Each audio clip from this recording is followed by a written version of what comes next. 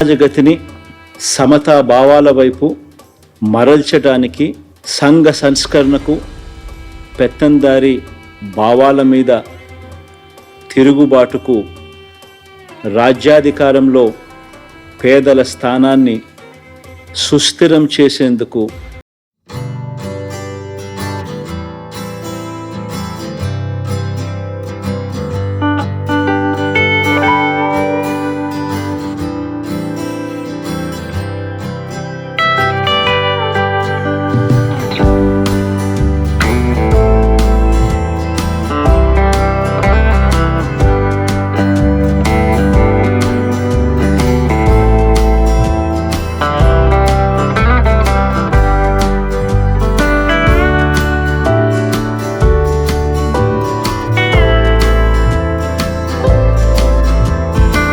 Statue of social justice, ఇది సామాజిక న్యాయ మహాశిల్పం.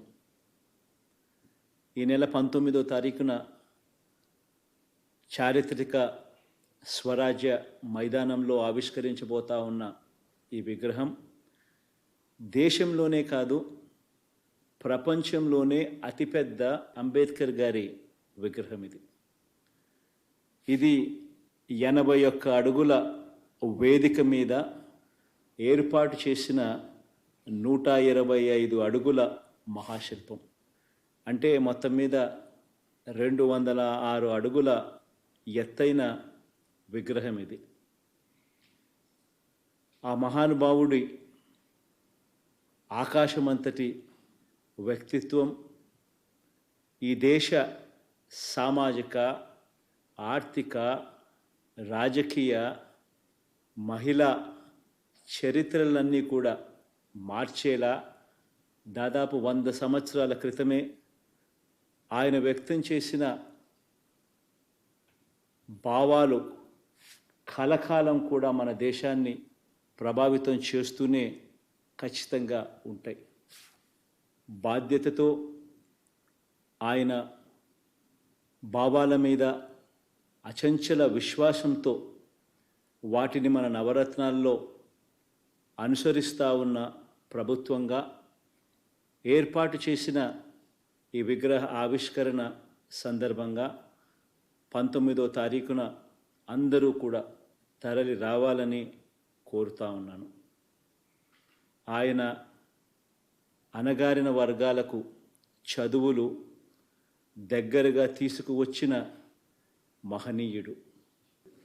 ఆయన అంటరానితనం మీద, ఆధిపత్య భావజాలం మీద తిరుగుబాటు చేసిన ఓ మహానుభావుడు. ఆయన సమసమాజ భావాలను నిలువెత్తు రూపంలో చూపించిన ఒక గొప్ప వ్యక్తి. ఆయన రాజ్యాంగం ద్వారా, రాజ్యాంగ హక్కుల ద్వారా నిరంతరం మనల్ని కాపాడే ఓ మహాశక్తి. ప్రతి వాడలో ఉన్న ఆయన విగ్రహం అణగారిన వర్గాలకు నిరంతరం కూడా ధైర్యాన్ని ప్రసాదించే ఓ మహాస్ఫూర్తి.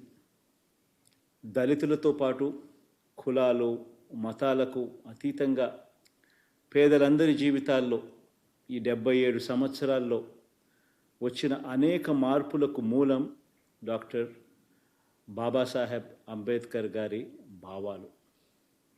కాబట్టే ఆయన్ను ఇంతగా మనమందరం కూడా గౌరవించుకుంటా ఉన్నాం. మన విజయవాడలో ఆవిష్కరిస్తూ ఉన్న ఈ మహాశిల్పం మన రాష్ట్ర చరిత్రలో సువర్ణాక్షరాలతో నిలిచిపోవడానికి మాత్రమే కాకుండా చరిత్రను తిరగరాసేలా 100 సంవత్సరాల పాటు స్ఫూర్తిని కూడా విగ్రహం ఇస్తూ పోతూ ఉంటుంది. ఇది మన సమాజ గతిని సమతా భావాల వైపు మరల్చడానికి, సంఘ సంస్కరణకు, పెత్తందారి భావాల మీద తిరుగుబాటుకు, రాజ్యాధికారంలో పేదల స్థానాన్ని సుస్థిరం చేసేందుకు నిరంతరం స్ఫూర్తి ఇస్తుందని విశ్వసిస్తున్నాను. జై హింద్.